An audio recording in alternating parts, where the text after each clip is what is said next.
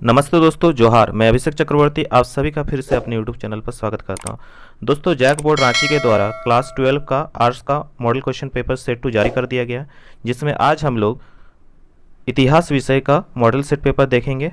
तो चलिए दोस्तों, बिना किसी देरी के वीडियो को शुरू करते हैं। दोस्तों, आप यहाँ देख सकते हैं पहला क्वेश्चन क्या पूछा गया है, मोहनजोदड़ो का उत्खनन किया था। तो मोहनजोदड़ो का उत्खनन किसने किया था दोस्तों? तो यहाँ हो जाएगा क्या, ऑप्शन 2 करेक्ट, आर.डी. बनर्जी यानी राखलदास बनर्जी। कब किया था दोस्तों? 1922 ईस्वी में। ठीक है, याद रखिएगा। अगले क्वेश्चन पे चलते हैं दोस्तों। क्या पूछा गया है, हल के साक्ष्य कहाँ से प्राप्त हुए? तो हल के साक्ष्य कहाँ से प्राप्त हुए दोस्तों? कालीबंगा, जो कहाँ है दोस्तों?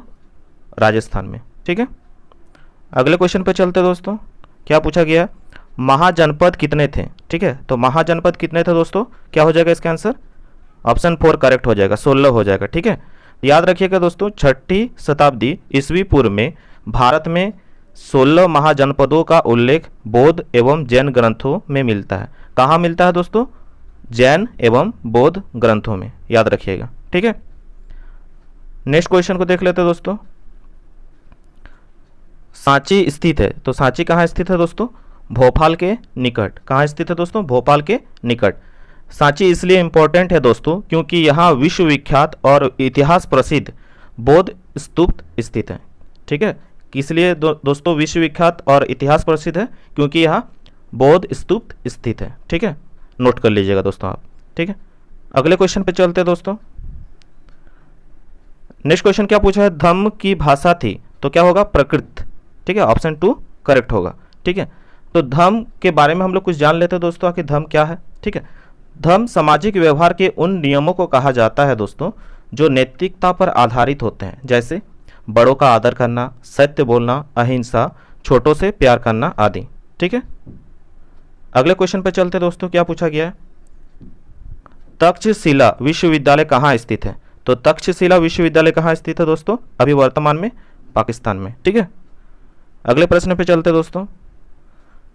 धर्म महामात्र की नियुक्ति किसने की? ठीक है, क्या पूछा गया, धर्म महामात्र की नियुक्ति किसने की? तो यहाँ आंसर क्या हो जाएगा दोस्तों? अशोक। ठीक है, correct, option 2 is the correct answer. अगले प्रश्न पे चलते दोस्तों। मौर्य वंश के संस्थापक कौन थे? तो मौर्य वंश के संस्थापक कौन थे दोस्तों? आंसर क्या हो जाएगा? चंद्रगुप्त मौर्य। ठीक है, क्या हो जाएगा? चंद्रगुप्त मौर्य। दोस्तों, एग्जाम पॉइंट ऑफ व्यू से ये तीनों ऑप्शन के बारे में जानना जरूरी है। चंद्रगुप्त मौर्य जो हैं दोस्तों, आपने जाना वो मौर्य वंश के क्या है? संस्थापक थे। ठीक, बिंदुसार चंद्रगुप्त मौर्य का कौन था दोस्तों? पुत्र था, तथा अशोक के क्या थे दोस्तों? पिता। और अशोक जो है वो बिंदुसार के पुत्र और मौर्य वंश के महान शासक थे। ठीक है, अगर पूछा जाएगा कि मौर्य वंश के महान शासक तो कौन थे दोस्तों? अशोक। ठीक है, अगले प्रश्न पे चलते दोस्तों। महात्मा बुद्ध का जन्म कहाँ हुआ था? ठीक है, तो महात्मा बुद्ध का जन्म कहाँ हुआ था दोस्तों? लुम्बिनी। ठीक है, ऑप्शन 3 करेक्ट हो जाएगा। गौतम बुद्ध का जन्म कपिलवस्तु के लुम्बिनी नामक स्थान पर हुआ था दोस्तों। कब हुआ था दोस्तों? 563 ईसा पूर्व। कब हुआ था दोस्तों? 563 ईसा पूर्व। ठीक है, 563 ईसा पूर्व में। ठीक, और आगे बाकी के जो 3 ऑप्शंस के बारे में भी हम लोग अच्छे तरह से जान लेते हैं, जो एग्जाम पॉइंट ऑफ व्यू से इंपॉर्टेंट है दोस्तों। क्या बोला गया है? सारनाथ। ठीक है, यहाँ आप देख सकते हैं सारनाथ। तो गौतम बुद्ध ने अपना प्रथम उपदेश जो है कहाँ दिया था दोस्तों? सारनाथ में दिया था। ठीक है, जिसे बौद्ध ग्रंथ में धर्म चक्र परिवर्तन कहा गया है। क्या कहा गया दोस्तों? धर्म चक्र परिवर्तन। ठीक है, सारनाथ में दोस्तों गौतम बुद्ध ने अपना प्रथम उपदेश दिया था, जिसे बौद्ध ग्रंथों में धर्म चक्र परिवर्तन कहा गया है। ठीक है, यहाँ आप देख सकते हैं दोस्तों गया, तो गया में ज्ञान की प्राप्ति हुई थी और इसके बाद सिद्धार्थ बुद्ध के नाम से जाने जाने लगे। ठीक है, गया में ज्ञान की प्राप्ति हुई थी और इसके बाद सिद्धार्थ बुद्ध के नाम से जाने जाने लगे। ठीक है, यहाँ पर ऑप्शन और एक ऑप्शन देख सकते हैं दोस्तों, क्या है? कुशीनगर। तो कुशीनगर जो है कितना? 483 ईसा पूर्व में। ठीक है, उत्तर प्रदेश के कुशीनगर में बुद्ध का देहावसान हुआ। ठीक है, उनकी मृत्यु हुई थी दोस्तों। ठीक है, देहावसान हुआ और इस घटना को महापरिनिर्वाण कहा जाता है। और इसी घटना को क्या कहा जाता है दोस्तों? महापरिनिर्वाण कहा जाता है। ठीक है, याद रखिएगा। लेकिन हमें यहाँ पर प्रश्न में क्या पूछा गया है? प्रश्न में पूछा गया है कि बौद्ध का जन्म कहाँ हुआ था? तो यहाँ पे आंसर क्या होगा दोस्तों? लुम्बिनी। ठीक है, अगले प्रश्न पे चलते दोस्तों। क्या पूछा गया है? चीनी यात्री फाहियान भारत कब आया? ठीक है, तो चीनी यात्री जो फाहियान है भारत कब आया दोस्तों? गुप्त काल में। ठीक है, चंद्रगुप्त द्वितीय यानी विक्रमादित्य के शासनकाल में भारत आया था दोस्तों, याद रखिएगा। ठीक है, नेक्स्ट क्वेश्चन देखते हैं दोस्तों, क्या बोला गया? नयनार संत पूजा करते थे, तो नयनार संत किसकी पूजा करते थे दोस्तों? शिव की। ठीक है, अगर अलवार संत बोला जाता, क्या बोला जाता दोस्तों? अलवार। ठीक है, अलवार संत बोला जाता तो यहाँ आंसर होता क्या? विष्णु।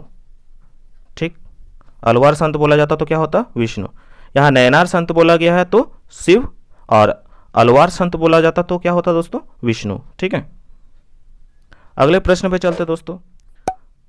बीजक में किसका उपदेश संग्रहित है? ठीक है, तो बीजक में किसका उपदेश संग्रहित है दोस्तों? याद रखिएगा, कबीर। ठीक है, फर्स्ट ऑप्शन करेक्ट हो जाएगा। बीजक के 3 भाग होते हैं, क्या क्या होते हैं दोस्तों? नोट कर लीजिएगा, रमेनी, सबद और साखी।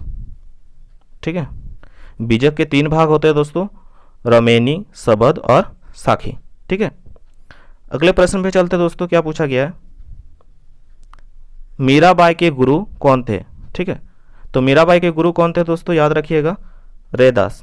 ठीक है, नेक्स्ट क्वेश्चन क्या पूछा दोस्तों? अकबर के वित्त मंत्री कौन था? ठीक है, तो अकबर के वित्त मंत्री कौन थे दोस्तों? टोडरमल। ठीक है, अगले क्वेश्चन पे चलते दोस्तों। जजिया कर किस लिए लाया जाता था? ठीक है, तो जिम्मियों से। तो जजिया कर किससे लिया जाता था दोस्तों? तो जजिया कर लिया जाता था जिम्मियों से। ठीक है, यहाँ जो जिम्मी है दोस्तों, जिम्मियों से बोला गया, तो यानी इसका मतलब क्या समझते हैं आप लोग?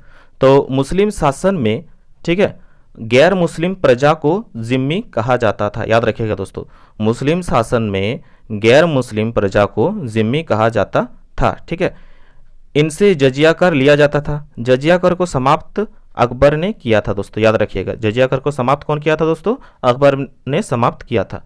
आप नीचे कमेंट करके बताइएगा कि अकबर ने जजिया कर को कब समाप्त किया था। ठीक है, अगले क्वेश्चन पे चलते हैं दोस्तों।